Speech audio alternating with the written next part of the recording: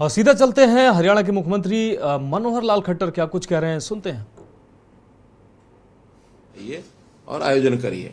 तो 19 में मॉरिशस में हुआ, 22 में कनाडा में हुआ, और अभी इस साल मॉरिशस के साथ लंदन में भी हुआ, 19 में लंदन में भी हुआ, और अभी इस साल ऑस्ट्रेलिया में बनाने की योजना अप्रैल के महीने में वो सब बन रही है। और स्वामी जी ही यूएसए में, ऑस्ट्रेलिया में हो गया, और अभी अप्रैल में यूएसए में।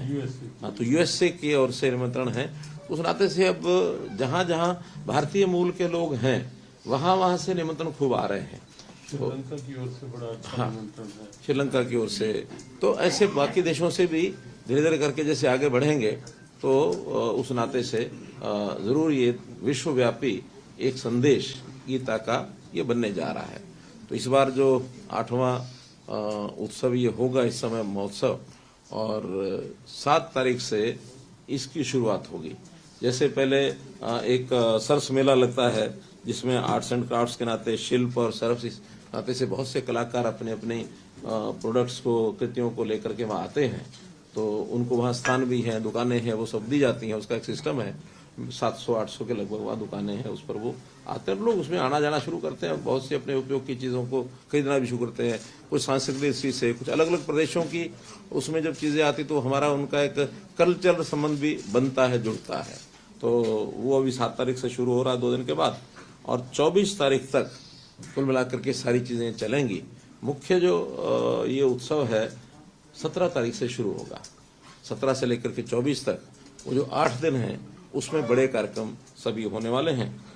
हर वर्ष हम उसमें कोई एक पार्टनर स्टेट, एक राज्य को अपना सहयोगी राज्य बनाते हैं। तो इस बार असम जो है वो हमारा सहयोगी राज्य है। असम के मुख्यमंत्री से मेरी बात हुई थी, उन्होंने कहा कि ठीक है, हमारी टीम भी वहाँ आएगी, व्यवस्थाएं करेंगे, और वो स्वयं भी किसी एक दिन वो जरूर आने वाले हैं, उनका कार्यक्रम तय होगा। तो उनका अपना पेविलियन भी होगा, उनके वहाँ के शिल्प, वहाँ का खान पान, वहाँ का रहन सहन, उस नाते से असम का इस बार प्रभाव वहाँ निश्चित रूप से दिखेगा। उपराष्ट्रपति जी आ रहे हैं 17 दिसंबर को, उनकी सहमति मिल गई है। तो उन्हीं के आगमन पर विधिवत प्रारंभ जो इस उत्सव का, उस पूजन के, गीता यज्ञ पूजन के साथ वो शुरू होगा। और उसी दिन कुरुक्षेत्र विश्वविद्यालय में 3 दिवसीय अंतर्राष्ट्रीय गीता संगोष्ठी 17, 18, 19 ये 3 दिन की संगोष्ठी होगी। और उसमें गीता के ऊपर जितने भी व्याख्यान वहाँ दिए जा सकते हैं, जितना लोगों ने अध्ययन किया हुआ, स्कॉलर्स जो हैं उस संगोष्ठी में आकर के और वो अपनी ओर से विषय रखते हैं।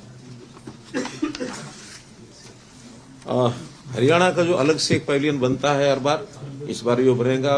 हरियाणा का लोक नृत्य है, हरियाणा का खान पान है, हरियाणा के जो विशेषताएं हैं वो दुनिया के लोगों को और बाकी देश के लोगों को भी उसका सबकी जानकारी मिले। तो उस नाते से एक प्रदर्शनी अलग से भी वहाँ लगाई जाएगी। इस सारे में भागीदारी जो है राष्ट्रीय स्तर के ऊपर Indian council of cultural relations ICCR, उनकी भी भागीदारी जो इसमें रहती है, और उनको भी हमने बुलाया है, अपनी ओर से वो विषय बुलाएंगे। हर एक जिले में 3 दिन का गीता उत्सव का एक स्वरूप होता, तो छोटा स्वरूप है। 3 दिन में शोभा यात्रा निकालते हैं, एक संगोष्ठी करते हैं, उत्सव करते हैं, लेकिन हर जिले के अंदर कहा जाता है। इस बार भी 2 दिन का है, 22 और 23 दिसंबर को सब जिलों में ये कार्यक्रम किए जाएंगे। हर दिन जैसे सायंकाल ब्रह्मसोर के ऊपर भजन संध्या होती है, गीता आरती होती है, तो वो कार्यक्रम भी लगातार एक भव्य आरती हर दिन वहाँ होगी। उसका स्वरूप हर बार धीरे धीरे निखर करके आ रहा है, संख्या उसकी बढ़ रही है। दीपोत्सव, उसका भी स्वरूप ये बड़ा होता जा रहा है।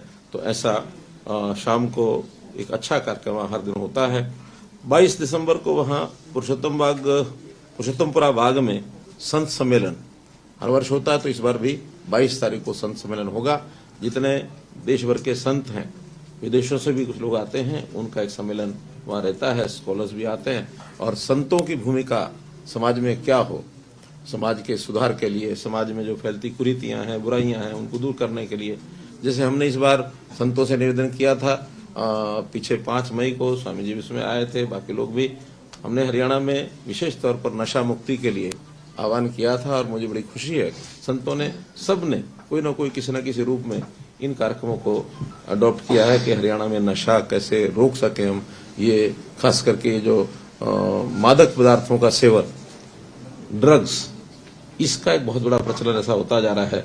इसको रोकने के लिए भी मैं आशा करता हूं, मुझे पता तो नहीं है कि संसद सम्मेलन में विषय क्या क्या रखे हैं, लेकिन एक विषय जरूर वहां उस दिन रखा जाए, ऐसा मेरा स्वामी जी से निवेदन है। इस जो हमारा कुरुक्षेत्र है, इसका जितने भी महाभारत के समय के स्थान हैं, 48 कोस में ये स्थान फैले हुए हैं। अभी तक 134 स्थानों की एक सूची थी, लेकिन 2 साल पहले और नए स्थानों की खोज भी हुई। इतिहास में, साहित्य में बहुत चीजें लिखी हुई। 30 नए स्थान जोड़ करके अब वो स्थान 164 हो गए हैं। तो ऐसे 164 स्थानों पर भी वहां ग्रामीण क्षेत्रों में समितियां बनी हैं। हर जगह पर सरोवर है, हर जगह पर मंदिर है, हर जगह पर विकास की चीजें चल रही हैं।